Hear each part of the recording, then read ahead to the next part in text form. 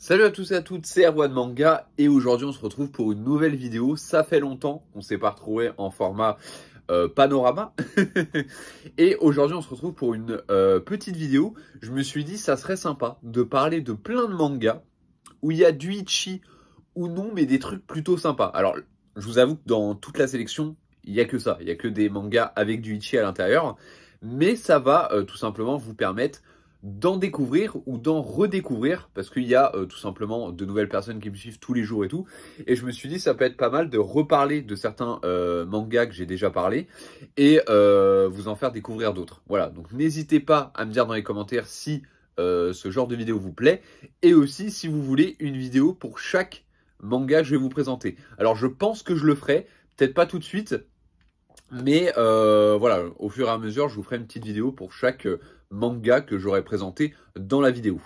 C'est parti, on va commencer avec Demon Slave. Alors pareil, chaque manga, je vais les résumer, mais vraiment en gros. Voilà, je vais pas rentrer dans les détails, sinon on va en avoir pour 1 heure. Surtout qu'il y a plein de mangas à présenter. Je vais présenter le scénario en gros. Alors Demon Slave, ce que j'ai grave kiffé, c'est que tout simplement, déjà il y a un animé qui est sorti, qui est en 12 épisodes en non censuré, et ça fait plaisir. Dispo sur ADN d'ailleurs. Demon Slave, ce que j'ai kiffé, c'est que c'est vraiment chill à lire, et il y a vraiment pas mal de Ichi. Voilà, je vais vous montrer quelques planches par-ci par-là à chaque fois. Voilà. Mais l'auteur, qui avait déjà fait du Ichi avant, c'est très bien dessiné, le corps des femmes et tout, et du coup c'est un régal de lire ce genre de manga. Qu'est-ce que ça raconte? Ça va raconter l'histoire d'un gars qui un jour va se retrouver dans un autre monde où dans ce monde il n'y a que des filles, et dès qu'une fille mange un fruit, je crois que c'est le fruit du Mahato si je me souviens bien, et ben elle a des pouvoirs. Voilà, donc chaque fille qu'il va rencontrer a des pouvoirs, et il existe des escadrons. Voilà, donc lui il va faire partie de l'escadron numéro 7, si je dis pas de conneries, pardon. Bref, et voilà, ils ont chacun une région à défendre contre des monstres et tout. Bref, et en arrivant dans ce monde, il va se rendre compte que lui aussi a des pouvoirs. Il va pouvoir servir tout simplement d'esclave pour toutes les autres filles. Ça veut dire que dès qu'une fille va vouloir l'utiliser, il va se transformer en démon, dont le titre du manga Demon Slave. Il va servir tout simplement de démon esclave. Et c'est comme ça que les aventures, on va dire, vont commencer. Et ce que j'ai kiffé, c'est que chaque fille a des pouvoirs différents. Du coup, dès qu'une fille va l'utiliser, il va se transformer en, entre guillemets, en monstre différent. Et c'est ultra stylé. En plus de ça, il va se rendre compte qu'il y a des années, sa sœur a disparu. Et sa sœur va se retrouver dans ce monde. Et ça va être un peu la, entre guillemets, la chef des méchantes. Même si elle n'est pas forcément méchante, mais bref, vous allez l'apprendre en lisant le manga. Il est en 14 tomes, et franchement, ça vaut le détour parce qu'il est incroyable. Donc voilà, Demon Slave, topissime. C'est chez Kurokawa d'ailleurs. On continue avec 008 Apprenti Espion, qui est aussi chez Kurokawa. Et cette fois-ci, c'est une bonne découverte. Alors pour ceux qui aiment bien le film Kingsman, vous allez grave kiffer. À savoir que Kingsman, c'est une parodie des films d'espionnage. Et ben là, c'est une parodie de Kingsman. Donc c'est encore plus drôle. En gros, ça va raconter l'histoire de ce gars qui un jour reçoit une lettre pour tout simplement être inscrit à un lycée qui forme des espions. Et c'est le lycée où tout simplement son père a appris à être espion. Sauf que son père est mort lors d'une mission, tout ça. Je vais pas trop vous spoil. Mais lui, ce qu'il va faire, c'est qu'il va du coup rentrer dans ce lycée. Au début, il va être pas très fort, sauf qu'en faisant équipe avec tout simplement toute sa classe, en faisant des missions, tout ça, il va devenir de plus en plus fort. Ce que j'ai kiffé, c'est que déjà, les dessins sont cool, et à chaque tome, tu peux déplier la page, et tu as tout simplement, une illustration Ichi qui est très cool. Et puis, ce manga est super drôle. Il fait équipe avec un gars, il fait équipe avec un gars qui a des lunettes. Croyez-moi, il est ultra drôle ce gars. Et la fille qui est avec eux, vous pouvez la voir là. Voilà, elle est topissime. On continue avec Pumping Night. Désolé, j'arrive jamais à le prononcer. En plus de ça, c'est bientôt Halloween. Du coup, ça tombe bien. Ça va raconter l'histoire tout simplement d'une fille qui est un peu, comment dire, elle se fait un peu bully par ses camarades de classe. C'est un peu le souffre-douleur. Et un jour, il va y avoir une blague, je vais pas vous spoiler, qui va, voilà, faire changer la tendance. Et elle va vouloir se venger. Et elle va revenir sous les traits de Pumping Knight. Donc c'est une lycéenne avec tout simplement une citrouille, un masque de citrouille sur la tête. Ce que j'ai kiffé, c'est que ça mélange un petit peu science-fiction. Ça mélange, bien sûr, meurtre, gore, c'est très très trash, donc faites attention quand même. De toute façon, il y a marqué, je crois qu'il y a marqué, ouais, pour lecteur averti. Et il y a quelques scènes par-ci par-là, un petit peu de Ichi, un petit peu de romance qui est très très sympa. Donc vraiment, Pumping Knight est très très cool. Et puis regardez-moi ces jaquettes. Elles sont magnifiques. Avec la lumière, ça rend super bien. Je vais rester comme ça, regardez. Elle est incroyable. On continue avec World and Harem Fantasy. J'ai pas pris World and Harem classique parce que je voulais déjà assez présenter. Il est très connu, il a déjà un animé et tout. Mais World and Harem Fantasy, il est aussi très très cool. Alors World and Harem, le classique qui est là, ça va parler tout simplement d'un monde où 99,9% des hommes sont morts ou ont disparu. Du coup, il reste que des filles. Voilà. Et ils vont devoir repeupler, voilà, la civilisation en ayant des matings, ça s'appelle. Donc t'as un gars et il peut ken toutes les meufs qu'il veut. Donc ça, c'est incroyable. Et ben, dans World and Harem Fantasy, c'est un peu le même principe, sauf que cette fois-ci, ça se passe dans un monde Heroic Fantasy. Et ça, c'est cool. Ça veut dire qu'il y a de la magie, il y a de la Monster Girl, il y a des sorts, il y a des complots. Enfin, même dans World and Harem, hein, il y a des complots et tout, géopolitique et tout. Mais là, voilà, c'est plus Isekai, Fantasy, tout ça, c'est super cool. Bon, c'est pas un Isekai, hein, mais vous avez capté le truc. Et j'ai grave kiffé. Les dessins, je vous montre, sont incroyables. Et puis, c'est un dérivé de World and Harem. Et c'est une masterclass. Si vous kiffez le genre, de toute façon, Isekai Fantasy, vous allez kiffer World and Harem Fantasy. Parce que c'est une dinguerie, tout simplement. On continue avec une masterclass, DeadTube. Voilà, je ne vais pas revenir dessus, j'en ai parlé des milliers de fois, mais il faut que je vous le présente encore. DeadTube, c'est une masterclass. Au début, je me suis dit, ça s'essouffle. Vraiment, ça s'essouffle. Et à chaque fois, tu vois, il y a une petite... Ça se renouvelle. Ça se renouvelle et c'est incroyable. DeadTube, c'est tout simplement une parodie à la base de YouTube, où si t'es pas dans les tendances, eh ben, tu prends tarif. Ça veut dire que si les personnes dans les tendances tuent des gens, bah, si toi, ta vidéo n'est pas dans les tendances, bah, c'est toi qui vas tout simplement avoir ces crimes sur le dos. Donc, il faut faire des vidéos virales. Voilà. C'était, entre guillemets, la première partie. Après, il va y avoir d'autres. Voilà, ça va évoluer en un moment, il va y avoir DeadTube House. Ça va être tout simplement un espèce de battle royale dans une maison où il y a un tueur et il faut savoir qui est le tueur. Voilà. Et ce que j'aime beaucoup avec DeadTube, c'est que ça s'implante vraiment dans l'actualité. Parce qu'à un moment donné, donc ça a fait une parodie de YouTube. Après, ça a fait une parodie des Battle Royale. Après, ça a fait une parodie des jeux où tu as un mec ou plusieurs. C'est un petit peu comme le loup-garou. Voilà. Tu as des loups qui doivent tuer pendant la nuit. Bah là, c'est pareil. Donc dans DeadTube House, ça se passe comme ça. Donc il y a un tueur ou plusieurs. Je vous spoile pas. Et là, dernièrement, dans les derniers tomes, surtout dans le tome 22, je ne vais pas trop spoil, hein, je ne vais pas rentrer dans les détails, mais pour vous donner un avant-goût, là c'est en mode un petit peu OnlyFans mime, comme il y a partout en ce moment, entre guillemets. Ça a fait une explosion, tout ce qui est les plateformes privées pour adultes. Et ben là, dans ce DeadTube, c'est une grosse parodie de ça. Et ça va continuer comme ça, et c'est incroyable. Je vous recommande DeadTube, c'est top. C'est chez Delcourt Tonkam, et regardez les jaquettes. Ils sont incroyables. Ils sont vraiment incroyables. On continue avec Infection. Infection, le tome 22.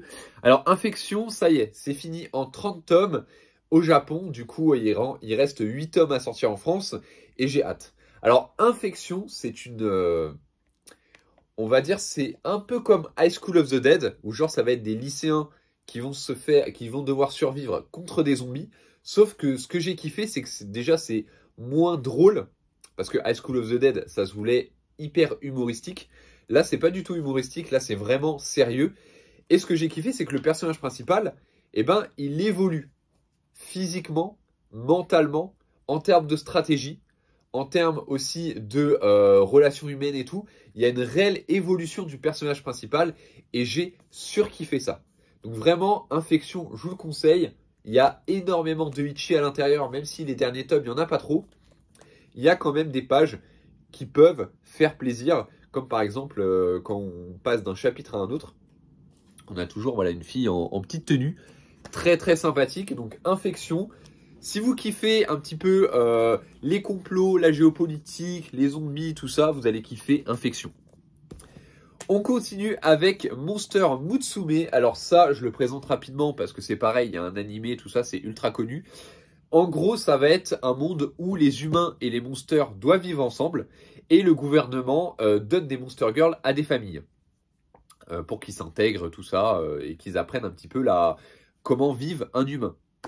Sauf que là, eh ben, le gouvernement choisit un gars qui va vivre avec plusieurs Monster Girls. Donc il va y avoir une harpie, une serpent, une centaure, une sirène, enfin bref, il y en a plein. À chaque tome, il y a pratiquement une nouvelle Monster Girl qui va adopter chez lui, qui va tout simplement recueillir chez lui. Et le gouvernement va lui donner les fonds pour pouvoir justement accueillir toutes ces Monster Girls. Du coup, au début, il a une petite maison, après, il a une baraque géante avec toutes les installations pour toutes les Monster Girls et tout. Et le truc qui est sympa avec ce titre, c'est que déjà, c'est que c'est super fun, super drôle. C'est avec des Monster Girls. Moi, j'adore les Monster Girls. Et en plus de ça, il y a pas mal de scènes de Huck. Donc, ça fait plaisir. Le truc, c'est que toutes les Monster Girls se sont mis d'accord où, à la fin, quand le gouvernement aura décrété que les Monster Girls peuvent vivre avec les humains, et ben, le propriétaire, entre guillemets, de toutes ces Monster Girls va devoir se marier avec l'une d'entre elles. Et du coup, dans chaque tome, ils vont se battre pour être la meilleure et tout, nanan. Et ce que j'aime bien ces temps-ci, c'est que dans les derniers tomes, c'est genre un tome, une histoire d'une Monster Girl. Là, par exemple, le tome 17, ça va se baser sur les centaures. Et j'ai kiffé. Parce que chaque tome, une histoire. Et j'ai trouvé ça sympa. Comme ça, ils sont reliés, mais pas forcément. Ça veut dire que tu peux acheter le tome 17 et kiffer. Tu vois. Donc c'est ça qui est cool. Par contre, c'est super lent à sortir. Je crois que c'est un tome tous les ans ou tous les 2 ans. Parce que ça suit un petit peu le Japon. Genre au Japon, là, je crois qu'ils en sont au tome 18. Et là, c'est le tome 17. Donc voilà. Ça sort presque en même temps que le Japon. Mais voilà. Le manga est incroyable. On continue avec Ender Jester. Alors, Ender Jester, je ne saurais pas comment le décrire en gros. C'est tout simplement c'est tout simplement une équipe d'exorcistes où il y a ce personnage principal qui lui-même a un démon en lui, sauf que du coup, ils se servent de lui pour arrêter les autres démons, un petit peu comme Jujutsu Kaisen avec Sukuna. Et là, c'est vraiment hyper bien. C'est un seinen avec du gore, avec du trash, mais vu que le mangaka fait aussi du hentai, et ben les dessins des filles et des gars, enfin surtout des filles, hein, on peut le voir dans les tomes, ils ont une morphologie, une shape vraiment incroyable. Et voilà, ils dessinent vraiment les personnages féminins incroyablement bien et magnifiquement. Regardez les détails du visage et tout, je trouve que c'est incroyable. Et il y a pas mal de scènes itchy où des fois ils se retrouvent nus et tout. Enfin bref, c'est super cool. Il faut savoir que ce mangaka, c'est le même mangaka qui dessine et qui a tout simplement a créé Momohime, qui est édité chez Hot Manga. Voilà. Juste il n'utilise pas le même pseudo tout simplement parce que voilà, il différencie le hentai au seinen. Ce que je trouve plutôt sympathique. On continue avec Succubus et Hitman. J'en ai énormément parlé parce que ce titre est incroyable. C'est un peu, entre guillemets, comme DeadTube. Ça veut dire qu'il va y avoir du gore, du trash, du sexe. Et voilà, sans censure, ça fait plaisir. C'est pour lecteurs avertis. C'est dans la collection Daytan de Meian. Du coup, c'est pour les lecteurs, on va dire, plus adultes. Qu'est-ce que ça va raconter? Ça va raconter l'histoire d'un gars qui va se faire tuer par une famille de mafia. Donc toute sa famille va mourir, même lui va mourir. En allant au paradis, il va se faire accoster par une succube. Elle va lui dire « Je peux te réincarner dans une personne sur Terre, et comme ça tu pourras te venger. lui, il va accepter. Et au même moment qu'il accepte, il y a un lycéen qui va mourir. Du coup, son âme va aller dans le corps du lycéen. Et il va devoir vivre d'un côté sa vie de lycéen, assez basique, avec ses copines, sa sœur, tout ça.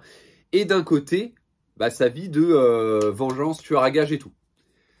Et ça, c'est ultra stylé. Tout simplement parce que plus l'aventure va continuer, plus il va rencontrer des gens, il va rencontrer des nouvelles personnes avec aussi eux-mêmes des succubes, ils ont aussi des pouvoirs. Enfin bref, c'est ultra stylé, c'est bien, il y a du sexe, on adore. Succube et Hitman, c'est top. Là, c'est le 6e tome qui est sorti, le dernier, il est top. Et on va finir avec Pour le pire. Pour le pire, alors c'est un manga que j'ai choisi, vous allez me dire mais pourquoi il n'est pas forcément itchy et tout, même s'il y a des scènes assez itchy, assez sexuelles entre guillemets. Je l'ai choisi parce que le thème est vraiment très très cool. En gros, ça va être un tueur en série qui est déguisé en clown, qui est assez gros et tout, et il va se faire arrêter. Sauf qu'on va s'apercevoir tout simplement que ce n'était pas un tueur en série, mais une tueuse en série.